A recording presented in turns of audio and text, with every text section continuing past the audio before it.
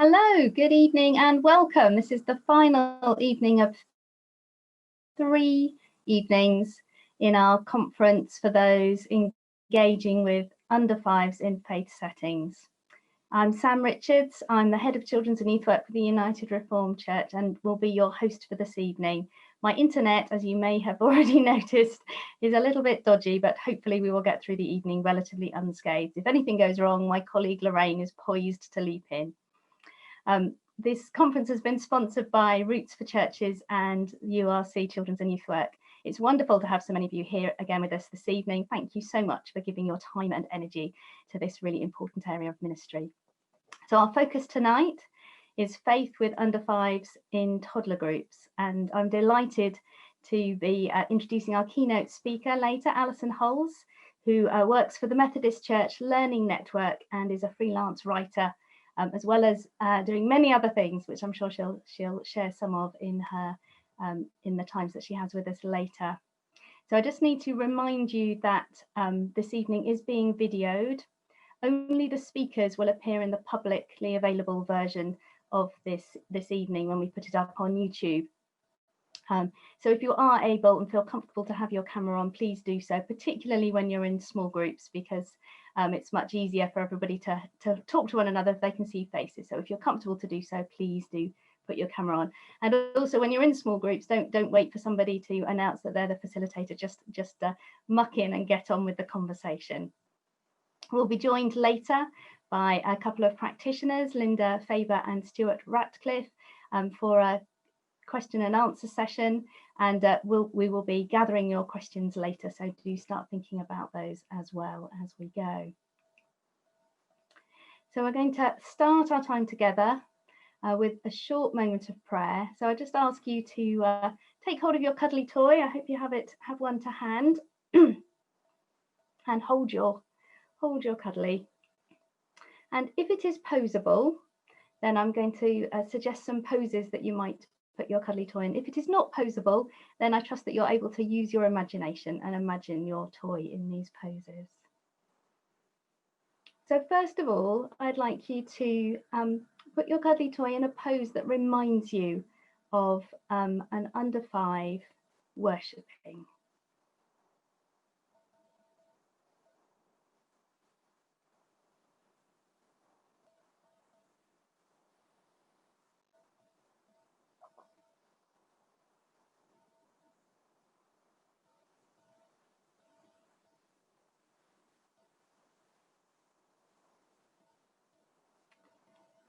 And then put your cuddly toy in a pose that expresses how you are feeling at this moment in God's presence.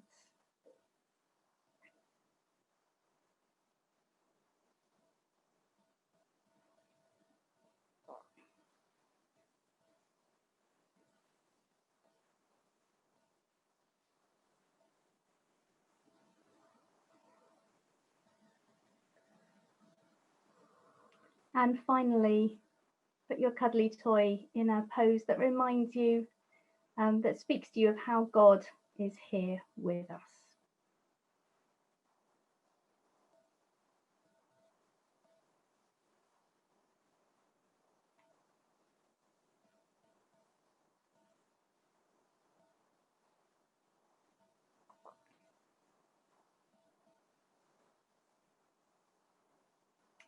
Thank you, God, that you know us inside and out, that you always receive our worship, that you are always with us.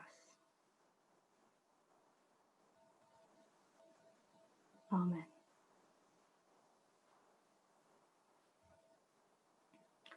So to warm us up to this evening's topic, we're going to share a video of a couple of interviews with a couple of practitioners on the subject of toddler groups.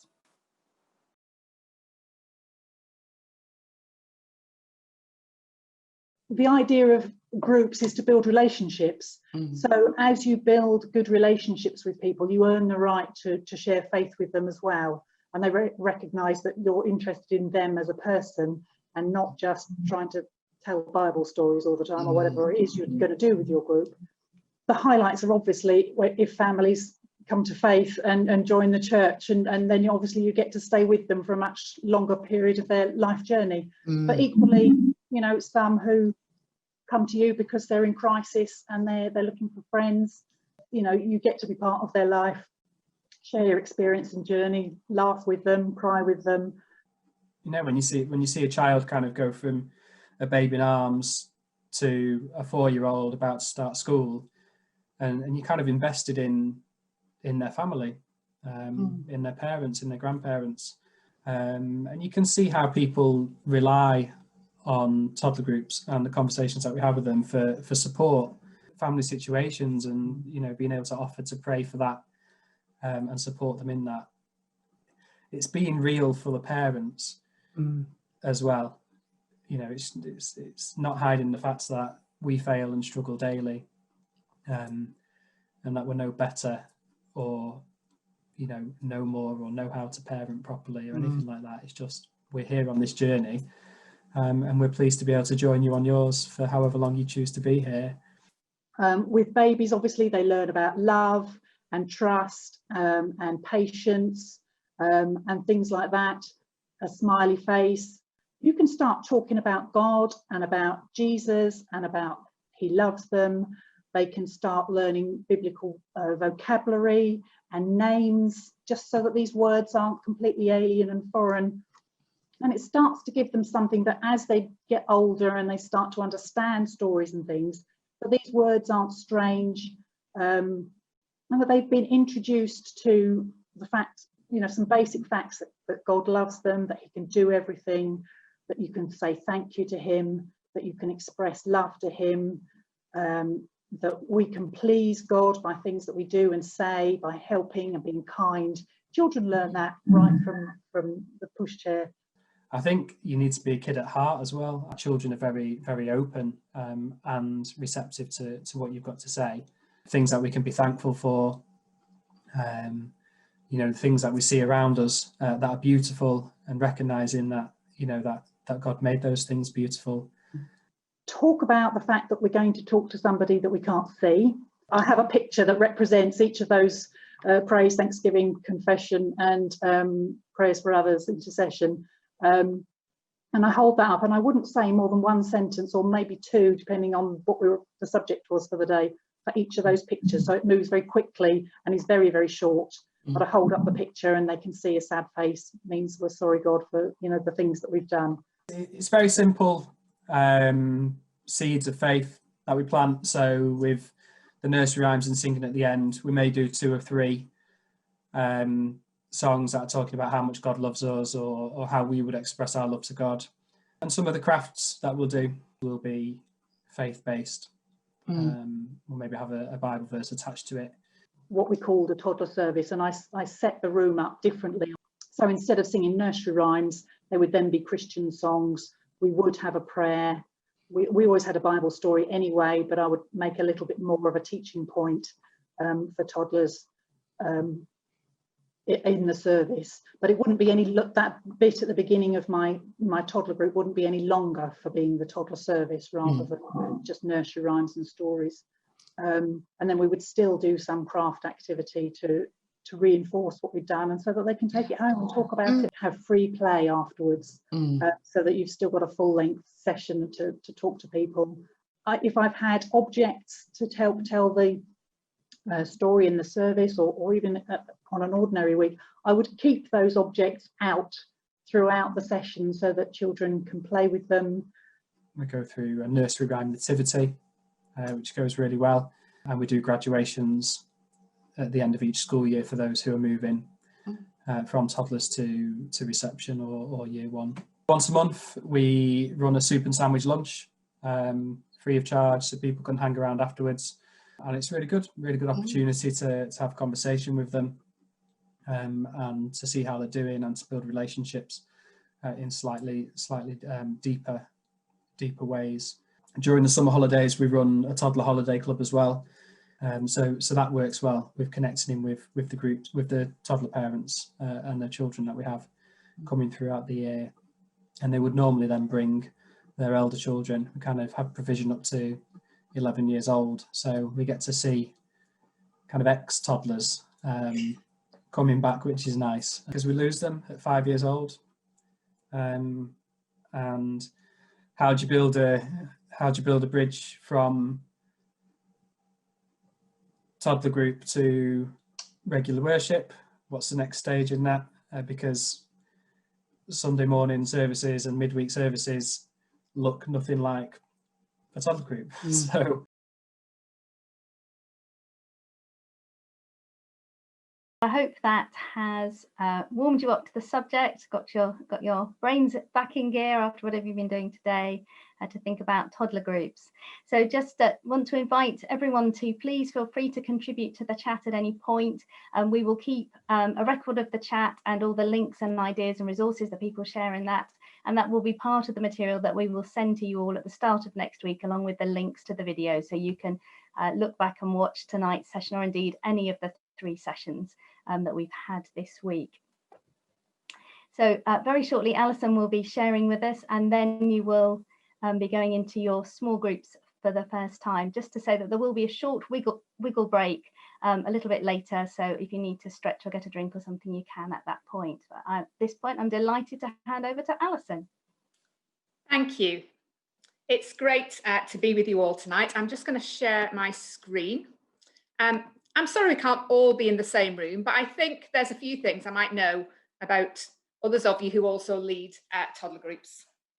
Many of you pre-March took ages to go around the supermarket and probably now take ages to go around the park because you keep bumping into families that you know from toddler group. Many of you know far more about Paw Patrol and Hey Dougie than you ever thought was really necessary.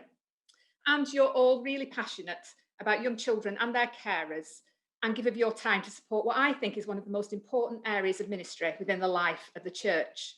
I'm going to explain why I think it's so important and why I'm so passionate about it tonight. I believe children are born with an innate spirituality. That if we take seriously Psalm 139 and the verse in Genesis about being made in the image of God, then these children are special, and they're special to God. Under fives are spiritual beings. They're full of adventure, spontaneity, imagination, gentleness, joy, and wonder. And Jesus makes it really clear that children are welcome, and he values a relationship with them. So how do we in our toddler groups respond to all this? You'll all be in different places tonight. Some of you will have toddler groups that are intentionally faith-based. Some of you will have a more traditional toddler group where you include some faith elements in it. And some of you might just be thinking about toddler groups and everything in between. And all of these toddler groups can be a place where a child's faith can grow. So I want to talk about 4 key things in this first part tonight. I want to talk about space, community, play, and deep play. So first of all, space. If you're familiar with Montessori education techniques, you'll know that the space, the environment, is regarded as the 3rd teacher. So in the toddler groups then, it follows that our space needs to say a lot, which is quite difficult when you're in a drafty church hall, or in the current climate when you're trying to do toddler group on Zoom or in the park. But Brendan Hyde, in his book Children and Spirituality, says it's much more than the 4 walls. A space needs to be safe, relational, invitational, and confidential. And just for tonight, I want to concentrate on the middle 2 just for a couple of minutes. Relational is about how we are in that space and who we as leaders in toddler groups are within that space. How do we welcome and end the session, and what do we do in between that makes it relational? Do we welcome people by name, if possible? Do we welcome the newcomers, even if we've got a waiting list, but to that first session, we welcome them and bring them in? Do we welcome the children and the carers, or the carers and the children, and make them both feel valued? And do we end well? I remember going to a toddler group where at the end I knew my children couldn't run out while I was battling the pram through the door because there was somebody stood on the door, and that person would help me get my double pram at that point through these doors and would make sure the children were okay and would say goodbye as I left. It was relational all the way through the session. And in the session itself, are we going around and checking everyone's okay and just seeing how people are? And in the current climate, are we doing the same? Are we still welcoming people by name, whether it's on Zoom or whether it's outdoors? Are we still making it relational? And invitational. When I started children's ministry a very long time ago, I said yes to being in the Sunday School Leaders Group, and about 2 days later, they decided to take me on a course. Don't remember very much about that course, but I remember one thing, and that was them saying that when the child came into the room, they deserved the room to be ready and welcoming for them. And I've taken that through all of my children's ministry with me. So the room's warm and welcoming and ready. It's not always, but that's okay, because when it's not, the children know there's a reason why it's not. And in our toddler groups, are they well signposted? That horrible moment when you come and there's a bank of bells and you don't know which bell to pick, and you know you're going to buzz at least 2 wrong ones before you get the right one. Or you try to go through the wrong church door and then somebody sends you round to the other one and you've got to get the pram all the way out again. Is it invitational? Is it easy to get into? And again, in our sessions now, is it invitational? Do people know where to get the Zoom link? Or do they know whereabouts in the park to meet you? And is there somebody watching out for people as they arrive? Is there somebody keeping an eye on the WhatsApp when the Zoom's on to check the people who can't find the link? Is it relational and invitational?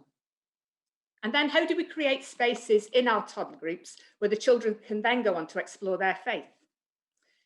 Elizabeth Jarman's work on child-friendly spaces says there needs to be a space where the under 5 can escape to, where they can express what they're thinking, where they can reenact what's inside them, a sensory space, and a space where the adult doesn't necessarily need to be. So how do we create and zone these spaces in our rooms? And we'll talk more about that later. And do we also create safe space for babies so that we show in what we provide that we value the 6-month-old just as much as the 3-year-old? So space is important. And community. Toddler groups become community, evidenced by the fact there's always people there hanging on at the end to talk to you or to chat to each other and arrange where to go for coffee afterwards or later in the week. So as we create Toddler Group, we are creating community, and we can make it a space where the faith we have is evident and integral to what we do. So if children and carers are part of a toddler group, part of a community where there's love, trust, and forgiveness, then they'll begin to understand that these are signs of a God who loves us. And their experience will then help them to make sense of the Bible stories that we share with them. We also create community by the rituals and rhythms that we put into our community, and that's what gives people a sense of belonging to that group. So are we creating rhythms and rituals that make people feel like they're part of something and part of something they want to engage with? And play. Central to the community of a toddler group is play. Play is a place of discovery. It's where children are free to explore and express themselves. It's a child's work or vocation. And it encourages them to ask those big what-if questions. I think we sometimes forget that when we introduce Bible stories, we're introducing huge, huge concepts. And the child needs to play and explore the ideas we offer in the stories and the mystery of the stories too. Friedrich Froebel believed that children learn best through play, as it's an avenue for understanding and discovery. So, as we set out to help children understand and discover more of God, play is a vital part of that. But play often gets a bit of a bad press in church because we're intent on people understanding and experiencing faith. And sometimes we make play a bit secondary to that. But David Elkins says that what's learned in play will be stronger and last longer than what's told. So let's create areas for spiritual play, where the toys and equipment enhance the children's imagination without restricting their exploration as they encounter and explore a Bible story. And there's a key link between spirituality and play, and often that's found in what we might call deep play. Deep play differs from normal play by the intensity of it, and it's got 3 key strands: absorption, where the child loses a sense of time; non-attachment, where they forget what's around them; and transcendence, a sense of stepping outside of yourself and being part of the play. And we'll all have seen children playing in that way. But this description of deep play could be a partial description of what happens within a spirituality and with a spiritual engagement. So if children are born with an innate sense of spirituality, and play is a really important part of their life, we need to have more opportunities for deep play. Recognizing that you can't force a child into deep play and you never know when it's going to happen. But making those spaces where there's open-ended activities, where there's things they can get absorbed in as they respond to the stories that we've shared with them, where there's time to slow down and stop and engage with the meaning of the story. And if we can offer those opportunities for deep play alongside the stories that we tell, then actually children will start to engage more with faith and the spirituality that we bring into our toddler groups. So space, community, play, and deep play. And in all of that, remembering that the adults and children that we meet in our toddler groups are unique individuals, created and loved and cherished by God, and they have a right to know this and to know God. And our toddler groups might just be the place where that relationship flourishes. So I'm going to leave it there for a bit now and allow you to explore that in your groups a little bit. Thank you so much, Alison. That's given us lots of jumping off points, I'm sure, for these conversations in small groups. So very shortly, we'll be sending you into breakout rooms. Please introduce yourselves to each other briefly and share perhaps a little bit about what you would know in terms of toddler groups and things, and obviously talk through everything that struck you from all that Alison has just shared with us. By the end of your time, please choose someone in your group who's going to type into the chat the question that your group would like to ask the panel, and then we will do our utmost to answer as many as we can. You'll come back from your small group, and that will be your wriggle break opportunity to grab a drink or stretch, and then we'll be reconvening hopefully just before 7:45 for the panel time. So enjoy your time in the small groups now. Hello and welcome back. Hope you had a chance to stretch and maybe grab yourself a drink during that break. Lovely to have you back with us. We're going to now try and tackle some of the many interesting and challenging questions that you've posed for the panel. So Alison, Linda and Stuart and myself will try and tackle some of these questions. So first up, I'm going to ask Stuart if he could address the issue of how you might balance mission with supporting the wider community. And Stuart, I know you work in a very diverse community. Yeah, I work in quite a diverse community. Do you know what? Don't worry about what people think, because we run our toddler group in a church building. I have an expectation that the people who are going to come along know that we're a church, and there should be an expectation from them that we're going to share our faith. We're going to utilize the mission that we're called, which is to know Christ and make him known, and to take opportunities to do that. But it's about involving the children as well. I love involving the children in those missional opportunities to reach out into the community. First of all, the children can't come to toddler group without an adult present.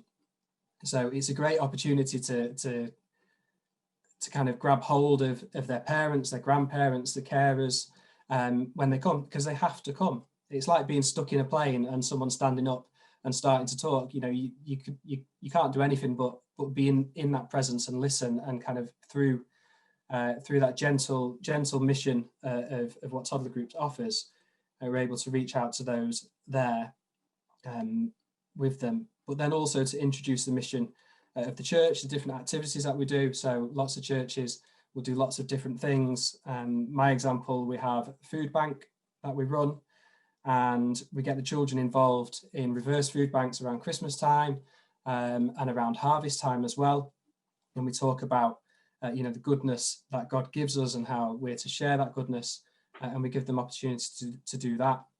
We get them inviting their friends and their family members along to the Christmas services and the Easter services, and all these kind of family friendly times during the year that people can come to church.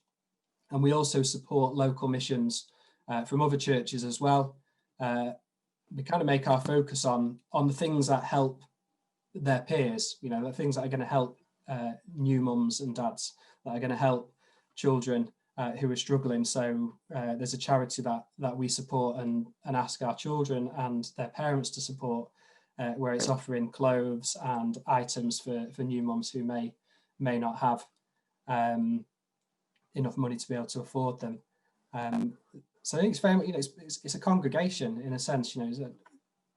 A church is a group of people meeting together with one common goal, and we get our children involved in that and in the mission, and get them invested in the mission of the wider church as well. Is that all right? Fantastic. That's really helpful. Thank you, Stuart. Linda, I'm going to come to you now. And we were asked how you might get the toddler group into church and church into the toddler group. What are your thoughts on that? I think it very much depends on your church and your toddler group. I've worked in 6 or 7 different groups and different churches, and we've done things differently in each one depending. But particularly, keep the communication open. So write about your toddler group in the newsletter. Ask for prayers for specific families from people in the church, keeping things confidential, obviously. I've often done, once a term, we've made a big display of what we've been doing in our toddler group that I've put up prominently in the church somewhere. Specifically, ask your leaders of your group to report to somebody in the church eldership or the church leadership in some way, so that you can keep telling them what's going on and what you might want them to do to support your group as well. Occasionally, obviously, you need to be careful with your DBS checks and things like that, but you might be able to invite people from the congregation into your toddler group, and then people there can get to know more people from the church family as well. Or what about if there are some people that are willing, perhaps on a Sunday, to take one of your songs that you use in your toddler group to a church service on a Sunday, or bring the toddler group into church in a different way, perhaps at harvest, decorate a window or make some sort of harvest display or a spring display or some sort of seasonal display. And particularly make sure in your toddler group that you are constantly telling the group about other things that the church is doing, which comes back to what Stuart was just saying about mission. Tell them that you've got a special service on this. Tell them that you're having a gift service on that. Would they like to come along? Invite them to Christmas services. Invite them to other services which might be appropriate to families with toddlers. But more particularly, explain regularly, and I try and do this once a term, what is Sunday morning service like? What is your provision for children there? How will they be made to feel welcome, and what will they expect to find if they came to church on a Sunday? Or maybe something else that you offer, like many churches offer Messy Church. So make that bridge as soon as you can between your toddler group and something else that's the next step that your children and families might be able to carry on going to once they leave your toddler group, because it's such a shame if you have them for a short time.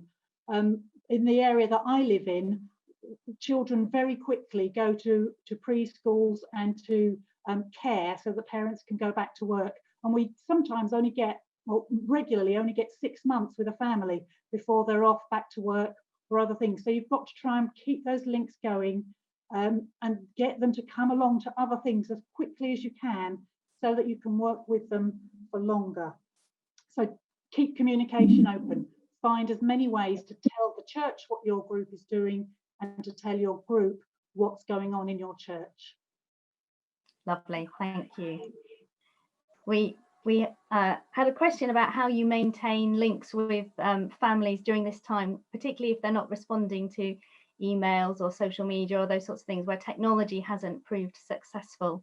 So I would just say, I mean, really, really obvious things like actually sending a postcard can just be a good thing, so that the families at least know that they're being thought about. Or if you're local and are able to visit and knock on a doorstep and perhaps go for a walk together, as restrictions ease a little bit, we're able to perhaps do a little bit more of that sort of doorstep pastoral visiting, or drop off a small activity or something for the children to do. Obviously, Christmas gives us a real opportunity to drop perhaps something Advent related or Christmas related nearer the time, along with perhaps an invitation to whatever it is you are able to offer at that point. But I'm now going to hand over to Alison and ask her this question is an amalgamation of many questions along this line. how might you go about introducing faith intentionally into a toddler group, particularly if it's not been part of how things have been done there before? And is it necessary to have explicit Christian content, or is implicit faith and spirituality enough in a toddler group? Alison, over to you. Thank you. I think the first thing to say is echoing what Stuart said earlier, is that when people come to a toddler group that's in a church, they've got an expectation you're going to talk about God at some point. And the number of people I've talked to have said, I went to this toddler group for years and nobody ever mentioned God. And they're quite stunned by that. So there is an expectation we're going to talk about God. Somebody put in the chat, they're in a community centre. Obviously that becomes more tricky and you maybe need some obvious signs of where you come from. If you're setting up a new group, obviously you can then decide how you're going to include faith in that. But very often there are traditional groups that have grown up over time and there isn't a faith element to that. And that's often the struggle, is how do I include that? The first thing to do is make the decisions about what you want to do. So are you happy to just have that implicit faith basis and the church is happy that's okay? Are you going to include some input just at festival times? Are you going to include a Bible story each week and a craft to go with it? Or are you going to make all of your play and your story and your activity centered around Bible stories each week, or maybe every other week? And it's really key to make that decision first and be really clear about that as a leadership team, as a church. And then the really important thing then is dialogue, because those parents are there for you to talk to. And once you've made that decision, talk to them about, this is what we're thinking of doing. This is how we're going to do it. This is when we're going to do it. This is how it's going to impact what happens normally in the session, and try and make it mirror what happens in your session. So if you normally have a big play area, say to people, that'll still be there, but this is the kind of thing that might be in there. Or we normally have a story time, we're still going to have a story time, but this is the kind of story that we're going to have. But make sure that dialogue happens for quite a few weeks before you start to slowly introduce things to people. Because the worst thing that can happen is that they rock up one week and you've suddenly changed everything, everything's different, and that's going to be the thing that puts people off. Whereas if you've made those decisions, had that dialogue, given that lead in time and made it look physically like it normally does, people will be much more accepting of that and will find their way through that. But that dialogue's really key to that. Thank you, Alison. That was great. And as I said, many groups were asking questions along those lines, and I'm sure that's a conversation that will run and run in different ways across this evening. Stuart, I'd like to come to you next, please, with the question we had about, in the current circumstances, many of us are relying on Zoom type activities. How is it possible to make that a more appealing space, particularly more visually appealing space for little ones? Put your embarrassment to one side. Do you know what, you're in your room, and if you're shouting out loud or singing or doing a silly dance, your neighbours might hear you, or the postman. I remember doing a puppet show and the postman walked past the window as we were doing a silly song, which went down well. But also remind ourselves of the value that we place on the relationships that we've maybe had as parents in toddler groups, or that we've seen over the years of other parents, and realise how the current circumstances magnify the downside of not being able to have that connection and that face-to-face, because nothing's going to replace that face-to-face, but we can do our best to try and just give a bit of normality, you know, a bit of routine. So we do our singing, we do a sing-along session every Monday at the time that we would do the sing-along session at Toddlers, and we incorporate puppets. You know, it's just done in one of our volunteers' lofts, and then kind of I maintain on the other side kind of the conversation. But we've had so many good opportunities that we can reuse and that we can bring up that we wouldn't have normally had. So we've been doing parent courses, we've been doing a holiday club online, we've been having a coffee and chat as well on a morning where we're inviting parents just to come and join us, literally just talk about anything. And remembering that, you know, it's that walk around conversation. And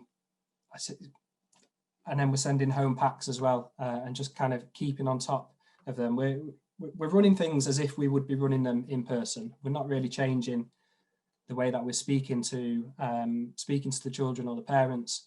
We're just acting the same so they can recognise us, and we're including them in so much more. We're actually meeting parents we'd never have the opportunity to. You know, when parents are tired and can't be bothered to come out, we're seeing them because they're turning the TV on, and we're able to connect with their children that way. You know, parents who are limited by distance, who are having the information shared from people who would normally join us, are now joining us.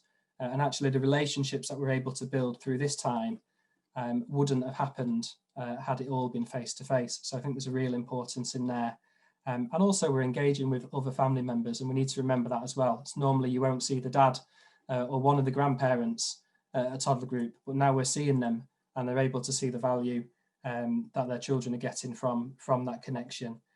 So yeah, I think the first thing I said, put your embarrassment to the side, everything a little bit bigger, a little bit louder. Don't worry what you look like, because everybody's in the same position all up and down the country and all the different churches. Thank you, Stuart. And of course, we're inevitably inviting people into our homes in a completely different way to inviting them into the church hall or the church space. So that's a different thing in terms of the Zoom experience. And our final question I'm going to throw to Linda, which is about how do we engage the parents in the Bible stories as well as the children, so that we don't lose them at that point. Linda. I think there are two different ways that people generally hold a Bible story. Either they have it at the beginning part of the session, or they have it right at the end. And I know sometimes people who hold the Bible stories at the end find that those who aren't interested tend to drift off. Equally, if you have it at the beginning, you know, families that aren't interested might not join the session right at the beginning. I've always gone for the former and had my Bible stories up front and said to people, it's okay to come later. And actually, I found as time gone on, sometimes they've popped in earlier than they intended and they've caught the end of the Bible story, and then they've suddenly gone, oh, actually, this is okay. It's all right for me to come right from the beginning. So families who thought they weren't interested in the Bible bit actually discover it's okay. But I know sometimes if families and the children are busy doing other things, trying to get their attention again, if there are other things going on, can be very difficult. If you're starting a new group, then start the way you mean to go on and ask people to give you their attention.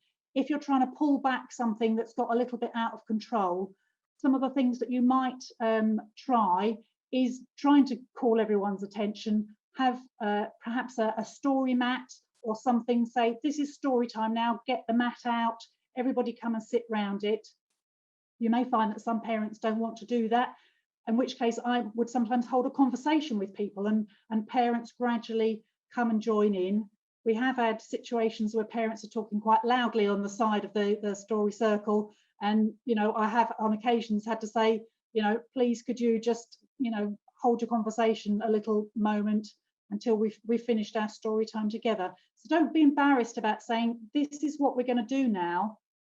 Could you hold your conversation in a little while? We'd love you to come and join in. Another thing that you might try is actually asking some of those parents who perhaps you've identified as being the chatters while things are going on to actually come and help you tell the story. Will you come and hold this? Will you come and help me do that? If you feel they're capable and they're willing, you might actually ask them to lead the story themselves.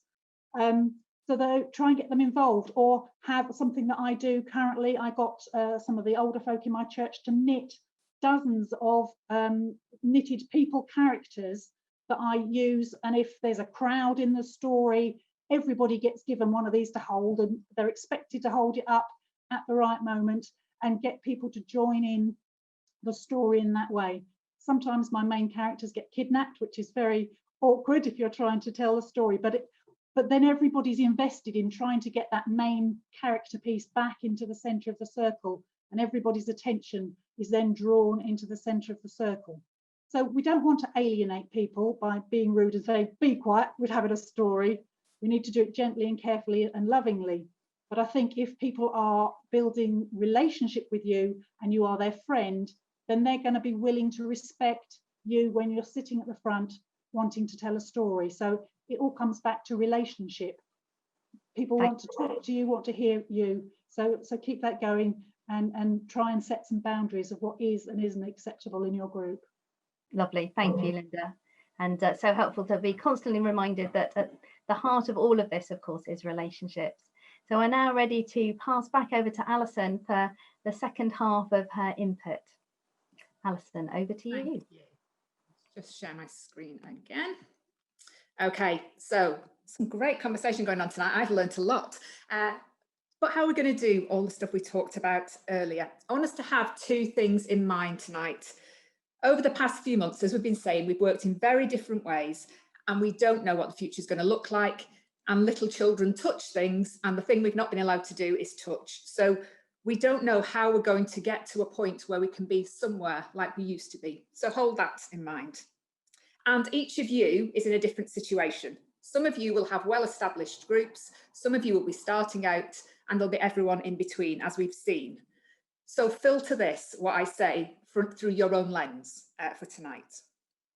So we talked about the structures of community earlier and how we create a community where that faith is implicit and part of what we do, and the rhythms and routines that we have within that. And one of those might be about how we share the stories we were just talking about then. So do you have a regular story time? Do you have a place where you meet and gather so that story becomes special? Do you have a set of special cushions that come out so when they come out, the children know it's now time for the story? Or do you have a way to call people together, a song or a rhyme that brings people into the space for the story? And then when we're telling the story, remembering those rules about keeping it short and a minute for each year of a child's age, so about 2.5, 3 minutes in a toddler group. And engaging and involving the children in the story is really key. It's not about reading the story to them, it's about them being part of that story, whether it be making sounds, movements, moving around the room, using a story bag or a story circle. And in the Roots material, we always use that interactive way of engaging with the story. Or it might be that you have a song time, and Stuart mentioned earlier about having songs as part of what they do in the toddler group.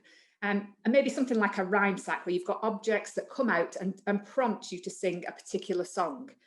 And then introducing into that song time some songs of faith, some that we may be familiar with, some that might be new ones that we've kind of made up along the way. And the Roots material includes songs and rhymes that are based on traditional nursery rhymes or tunes that we're familiar with. So they have a familiar element to them when we introduce these new songs.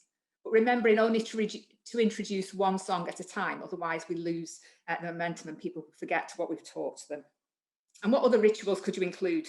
Maybe you have a welcome song. Maybe you say grace before you have toast and juice. Maybe you have a way to celebrate birthdays or other milestones. What is it that makes and shapes your group? And if you're meeting virtually, keep some of those distinctive elements, because then it gives that flavour of what the group is. And as we've heard, we've learned some things along the way these past few months. So are there new rhythms that you've put into your group that you want to take forward when you're eventually back in a real space, so to speak? What would you take forward that are markers of what's happened along the way? Because that's all part of that toddler group's journey. So what is it that shapes and makes your group? And then play. How do we create a space, whether you've got a tiny hall or a great big hall, how do you create a space where we can explore play in different ways? Every child will want to play in a different way at different times and respond to the stories that we share in different ways. So can we create areas where there's an expectation that the child can explore in their own way? So a space for open-ended play. This might be as a response to the story or as a way into the story. As we were hearing earlier, people put stories at different points in the session. So an open-ended response or way into a story. It might be about role play, it might be about dressing up. It could be about providing an invitation to play. Invitations to play is a familiar early years term, which describes an open-ended approach to play. It's simply setting out play materials in an inviting way for the children to discover and play with. So if we're talking about Zacchaeus, we might want to put out some Play-Doh and some cupcake cases and some little cups for the children to play with. Or we might want to put up some small world people and some blocks for the children to encounter in another story. Creating invitations to play that either allow a way into the story or a way to respond to the story. And having some sensory play. Sensory play and engagement is so important as children encounter the Bible stories and explore them for themselves. And we talked about deep play earlier. So you might include a sand tray or some water play, or some soil and pots, or a simple mark making activity with a large roll of paper and some crayons dotted around. And not overstructuring it, but allowing the children to respond to the stories that they hear in their own way as they encounter these different open-ended ways of playing. If you're not meeting face-to-face at the moment, you could suggest some of these sensory ideas to some of the families that you're working with. A sensory tub is another way to include sensory play. It's really simply a box or a tough tray of things the children can explore. There'll be different textures, some might be scented, there'll be different colours, you might have noise in some of that, but a theme that pulls it all together. So again, the children explore in their own way, in an age-appropriate way, the stories that you've been sharing with them. Another form of sensory play that works brilliantly in toddler groups is heuristic play. It's a term coined by a child psychologist called Eleanor Goldschmidt, which is simply about the discovery of objects. You've probably come across it under the name treasure baskets. And in treasure baskets, you have found objects that the children explore. And this is especially good for younger children because it means you're not overstructuring the way that they play. So if we're encountering a story about light, we might want a shiny treasure basket that's got a child-safe mirror or some glittery cloth or a shiny ribbon or one of those running blankets that you see at the end of a race. If we're talking about creation, we might want a natural treasure basket filled with twigs and pine cones and pieces of bark that the children can encounter. The best treasure baskets are made from things that we find lying around. So actually, for our families to create them at home, we should be able to prompt them to do that. And at this time of year, when the Christmas decorations are coming down, actually it's a good time to prompt them to create a treasure basket that maybe tells the story of the wise men or talks about the nativity story with some prompts for the kind of things they might want to include in a treasure basket. And often in the roots material, we'll have sensory play or treasure baskets as a way of encountering and exploring the story. And you've probably got a creative area somewhere in there for the children who are creative to respond to the story in that way. And just a few pointers, bearing in mind what we've said earlier. Slow down and don't worry if you don't finish what you've planned. It's about the process, not about the end product. Provide an open-ended structure and allow the children to explore unaided because they will respond to the story in their own way if they're allowed to do that.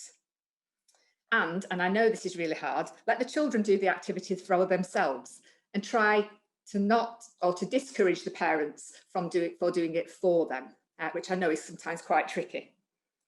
But it doesn't always have to be about a take-home product or an end thing. And I think sometimes we get caught up in having to produce something at the end of it.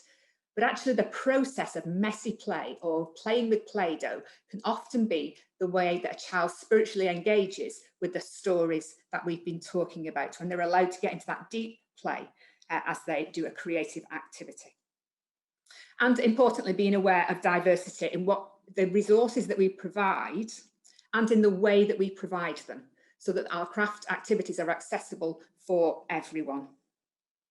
And now encouraging creativity at home for families. And the Roots Advent material encourages families to engage creatively with the Bible stories during Advent. And finally, space.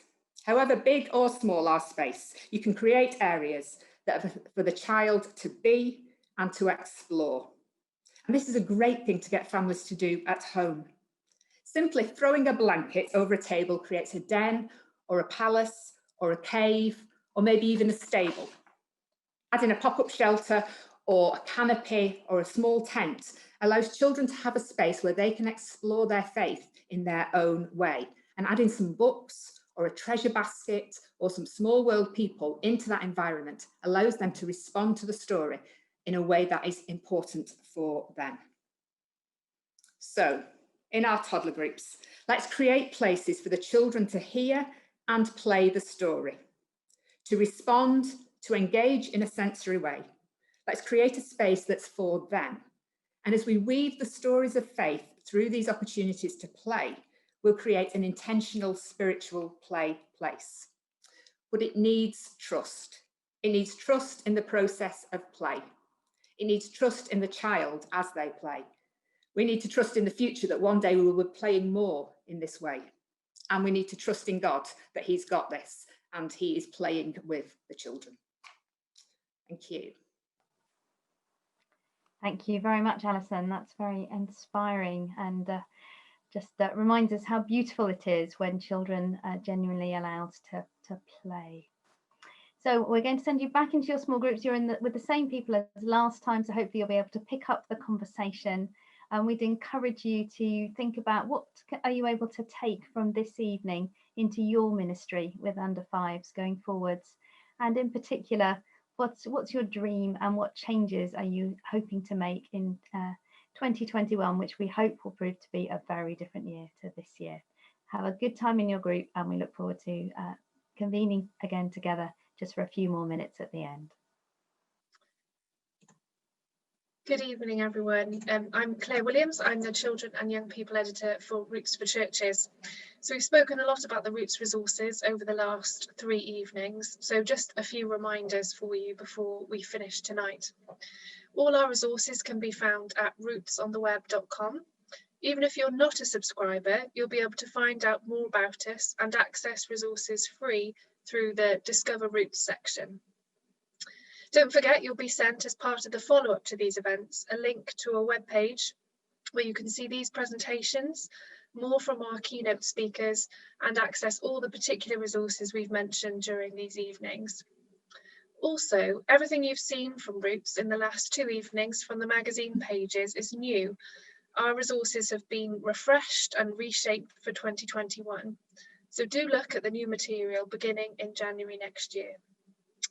But for tonight, we're going to focus on how Roots resources can be best used for toddler groups. Following on from Alison's amazing input this evening, I'm going to give you a tour of our website to show you just how our resources can help you in developing your groups, perhaps if you're looking to have more of that faith-based content.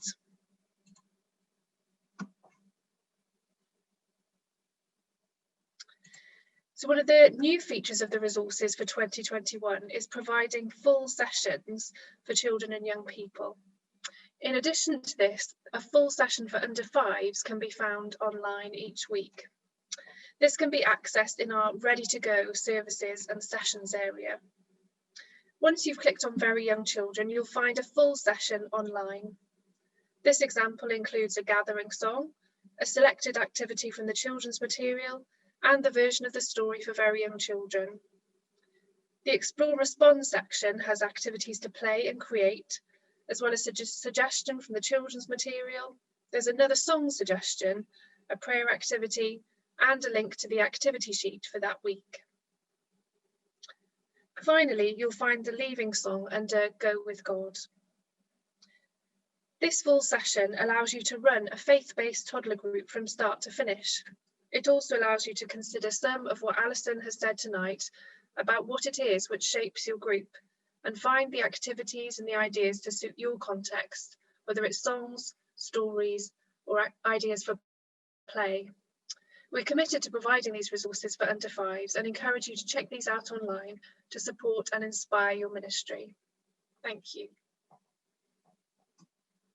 So we're coming towards the end of our time together. I'm delighted that we have Nicola Greaves with us, who's the Children and Youth Development Officer for the URC Synod of Eastern Synod, and she's going to be leading us now in some closing worship. So over to you, Nicola. Thank you, Sam. Let's just take a moment or two of stillness before we begin.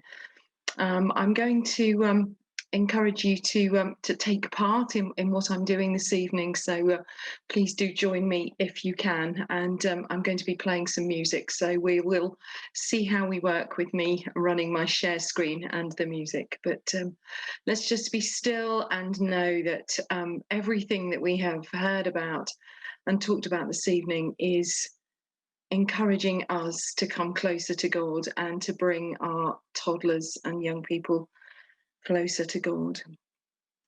I'm using some words about colour and about the fact that we are, as words Alison shared with us earlier, that we are wonderfully made, from Psalm 139. Every colour of the rainbow, every shade of human skin, all are loved and very welcome in the presence of the King. You are precious in God's kingdom. You and only you can bring all your gifts as God has made you to the throne room of the King. Jesus beckons you to follow. Jesus waits to welcome you.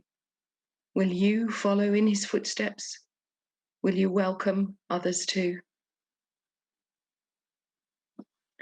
So Psalm 139, or part of, read from the Passion Translation. Lord, you know everything there is to know about me. You perceive every movement of my heart and soul, and you understand my every thought before it even enters my mind. You are so intimately aware of me, Lord. You read my heart like an open book, and you know all the words I'm about to speak before I even start a sentence. You know every step I will take before my journey even begins. You've gone into my future to prepare the way, and in kindness you follow behind me to spare me from the harm of my past. With your hand of love upon my life, you impart a blessing to me. This is just too wonderful, deep, and incomprehensible. Your understanding of me brings me wonder and strength.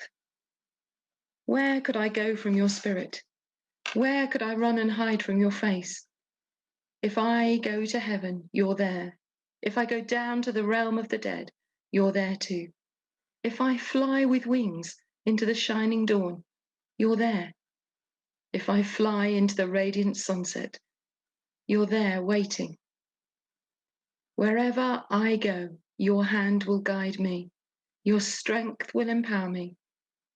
It's impossible to disappear from you or to ask the darkness to hide me, for your presence is everywhere, bringing light into my night.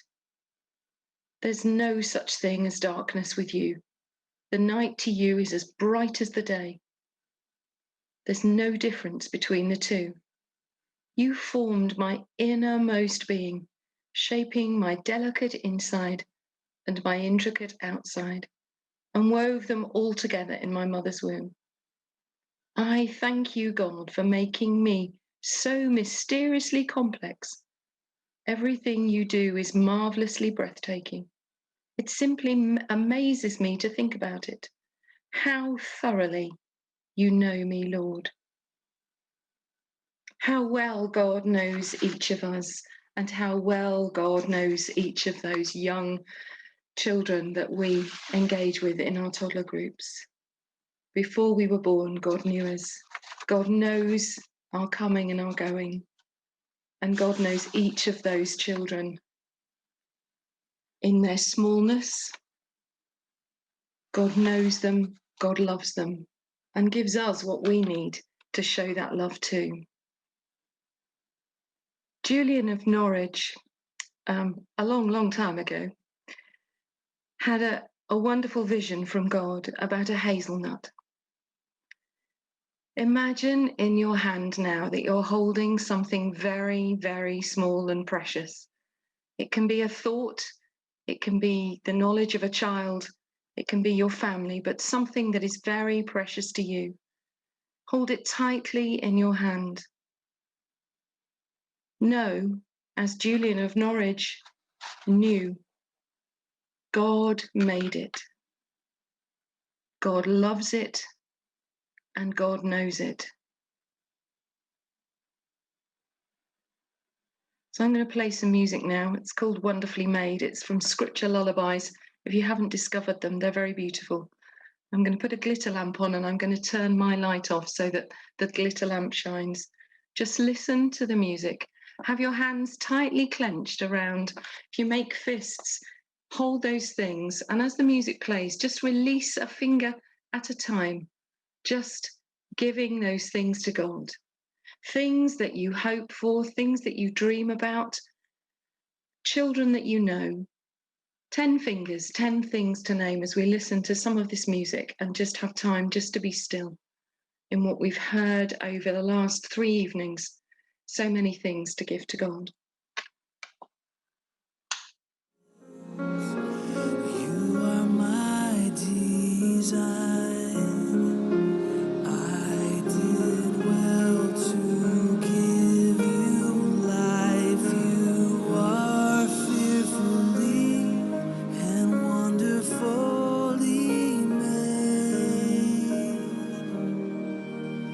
Long before you drew your first breath, I knew your name.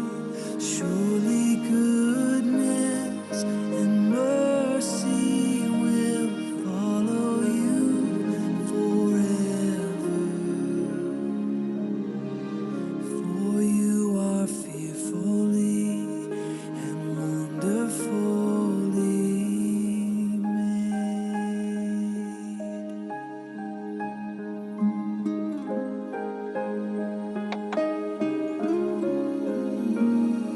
Looking deep into your eyes, you're beautiful like no one else. I smile when I think about your face.